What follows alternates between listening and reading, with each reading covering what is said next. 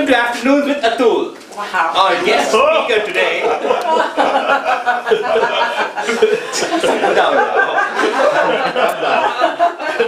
Our guest speaker today is an executive at SAP, a writer, a speaker, and a dancer. This past weekend, she won the District 4 International Dance Competition. And today, we get to know her a little bit better. Please welcome Birgit Starmanns.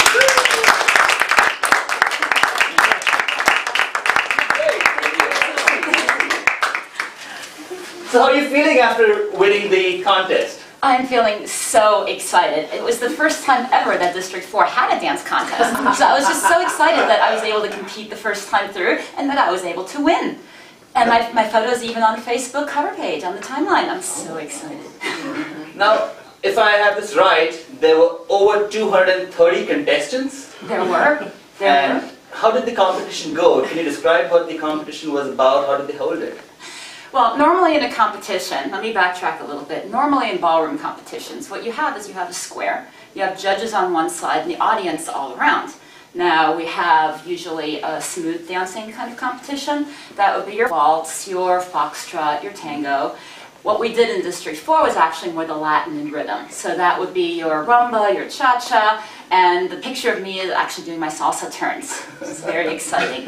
So basically, the judges gave us scores, and Ed Tate was the judge, our guest speaker, and Ed Tate gave me a huge compliment at the end, and since he was the sole judge, I won. It was fabulous. And what happens next now? I heard you're going to Florida for the next level of this contest? Exactly, exactly. So every other district in Toastmasters has just started having this competition.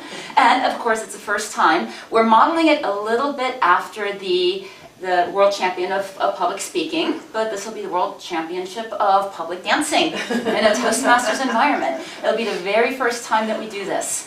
And I'm anxiously waiting to hear who the judges are so I can figure out who I need to bribe. But it's going to be very exciting, and we're going to have dance-offs just like the World Championship of Public Speaking. Same type of scenario where we have heats with different contestants. And then the winners of each heat will go up against each other. And we'll be on the big stage. Wow. Exactly. How do you prepare for something like this? What do you exactly do for a dance competition? Do you just wake up and start dancing? Pretty much. What do you do? You take a lot of lessons. Now, I started life as a tap and jazz dancer, but I've been doing ballroom for the last year and a half. So I would highly recommend lessons. And then in addition to lessons, you learn new steps and you learn patterns. So for example, instead of just a basic step, a man learns how to lead a woman learns how to follow. If she anticipates what the guy is doing, my dance instructor usually throws in something I wasn't expecting to fix women. Okay. But basically women have to learn how to follow what a man does. And then after dance lessons, there's some great dance parties, and then you dance with a lot of different people, and you learn how to adapt to different styles of people leading you. I find it hard to believe. I know that you are a leader at work in Toastmasters. Does your partner lead you, or do you lead your partner? Me being the girl, my partner leads me. He is actually an extremely experienced instructor. But that's, I think, the hardest thing to let go of, because we are, as you said, very used to stepping up and leading and being proactive, and whenever you're trying to be proactive and your partner's trying to lead you in the opposite direction, that could really wrench your arm or your shoulder. So safety first, but it is the man who leads and decides what happens next. And it's actually the man who needs to determine the skill level of the woman. So he shouldn't be leading something that she can't do. So somebody who's a beginner, they wouldn't be leading tons of turns in theory.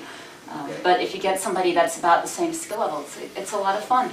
Okay. But it's the hardest thing to let go of, I agree. Okay, we'll come back to that later. I want to go back to your beginnings. You mentioned that you started dancing in tap and jazz. I did. Can you tell us about how you got introduced to dance in the first place? I was 7 years old. We just moved over from Germany, and we had more physical education in school in Germany. My personal theory is my mother thought I had too much energy and stuck me in dance class. Turns out I liked it a lot. First year was tap and ballet, but for 7-year-olds, they don't do real ballet, they do tumbling. I can't stand tumbling. After that, I did tap and jazz, and I actually did that throughout college, even to this day. And it's something that I've always been passionate about. The interesting thing, though, is when you're in ballroom, everybody's trying to figure out where that bounce came from. It's from tap. So they're trying to drill that out of me right now, that, Okay. that I stop bouncing. And now you work with Cheryl Burke regularly, is that correct? Yes. Is that the studio you go to? I go to Cheryl Burke's studio, yes. And she is pretty famous right now. Yes, You Dancing want with to the talk Stars. about her a little bit? Because isn't she in the current season also? She's in the current season and she's in the finals with her partner. And I've actually met her, which is great. She comes to the studio once in a while and does master classes. I have met her and she is in the final. So this coming Monday, tomorrow evening, we're going to see. And we can all vote to get her into the final mirror ball. She's actually won the season twice. She started with the second season of Dancing with the Stars. And she's won the mirror ball trophy twice. And this year she has this heartthrob Latin TV star as a partner, so every time he walks on there's a lot of screaming. So we should bet on them, right? I think so. I think so. Well, this would be incomplete if we didn't actually get to see what Birgit can actually do with her feet today. And I hear that give us a little taste of what this dance is all about. I will, and we're going to pick on the salsa now, but it's a partner dance. What? Atul. I'm not wearing my tap shoes today, so it's going to have to be ballroom. You're going to have to get up with me. Have you ever salsa before? I have never salsa. Would you like to try? I would love to try. All right, so we're going to stand up. Okay, all right. Yeah, the first things we're going to do, we're actually going to figure out the steps before I start with the music. Okay. So, as the man, you're going to start with your left. Normally we'd be facing each other like this. Okay. You would face me. And then as I go back, you go forward. Okay? But let's face this way so we can... So salsa is done with a 1, 2, 3 pause. Okay? So what you're going to do is front, back, together, pause, back, front, together. Oh, the same Back, leg? front, together. Right. So front, back, together. Oh, actually the other one, yes. I don't normally do the men's side. Okay, so it's front, back, together, back, front, together. Okay. There you go. There's some people in the audience who seem to be getting it. Maybe you should bring them Would up. anybody from the audience Anyone like to want to dance? No, you look Backside together. good. So let's try it facing each other. And you start with the left, right? And normally you do grab each other. You don't want to grab? Okay, so normally What goes where? this goes here, this goes here, this goes here, right? Now you start with the left, right?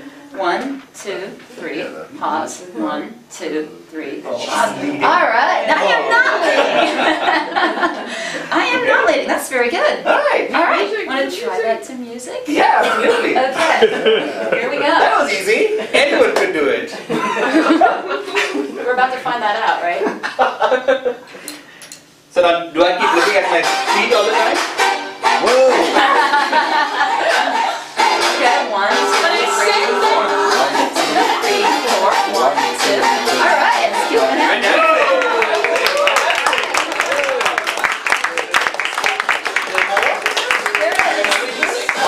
Come on. Right? Some hips. Some hips movement. It is now official. We thought anyone could speak and now we know that anyone can dance. Birgit, Starmanns, thank you very much for being here and good luck with the next level of the competition. Thank you so much. Appreciate it. Birgit Starmanns. Mr. Toastmaster.